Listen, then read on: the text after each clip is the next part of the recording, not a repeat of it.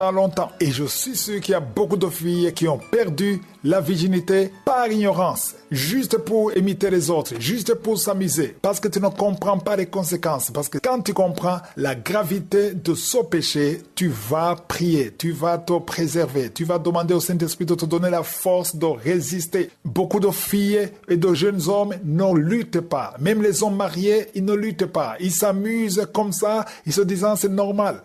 Même les chrétiens, moi je vous dis la vérité, il y a des chrétiens, on fait des counseling, il y a des chrétiens qui sont dans ces choses. Même ceux qui sont connus comme serviteurs de Dieu, ils disent c'est arrivé, je suis tombé dans ceci, dans cela, mais il y a d'autres qui font ça régulièrement. Donc le but de cet enseignement est de comprendre pourquoi est-ce que Dieu a interdit ça. D'abord, il faut comprendre que tout ce que Dieu a interdit, c'est pas bon pour nous. C'est pas seulement la fornication ou l'adultère. Même les aliments que Dieu a interdits à son peuple à travers Moïse, ça dit que c'était pas bon. Aujourd'hui, on n'est pas sous la loi. On n'est plus sous la loi, mais il faut comprendre que tout ce que Dieu a interdit, c'était pas bon pour le corps. Par exemple, dans l'Ancien Testament, il était interdit de manger le porc. Et aujourd'hui, on mange le porc sans se culpabiliser dans la Nouvelle Alliance. Mais si tu manges régulièrement le porc, trop de porc, il y aura des conséquences et Dieu voulait justement nous protéger contre ces conséquences. Par exemple, la science prouve que si tu manges régulièrement le porc,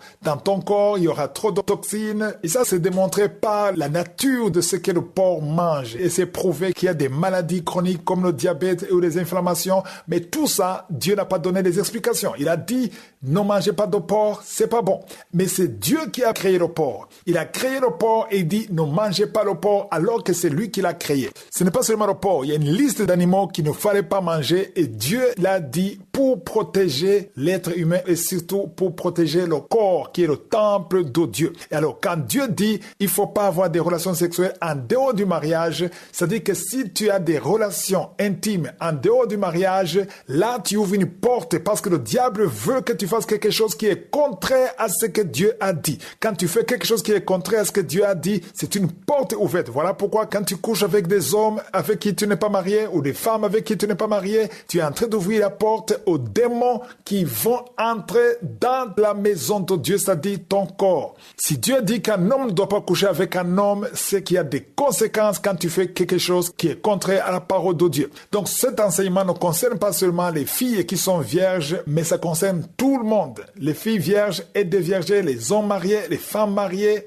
Et quand tu es conscient de ce que je suis en train de dire, tu ne pourras plus dire c'est normal, je veux juste m'amuser et après je vais me repentir. Non, ça c'est de l'enfance spirituelle. Ceux qui disent ça, c'est de l'enfance spirituelle. Parce que les conséquences c'est à long terme.